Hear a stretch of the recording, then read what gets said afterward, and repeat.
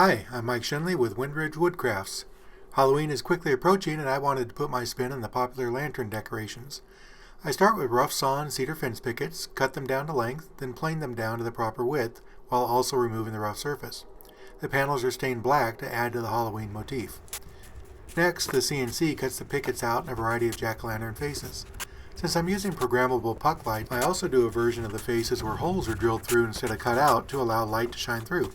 I cut an area in the bottom for the puck light to stay centered, and a small hole in the lid to help secure the stem, which allows the lid to be easily removed. The lantern panels are then cut out and the CNC work is done. The panels are mixed and matched for variety, glued, sanded, painted, a stem is added, and they're ready for lights. Hope you all like these, and if you're interested in purchasing some this season, please follow the link in the description to the website. Thank you for watching, and please like, subscribe, and share.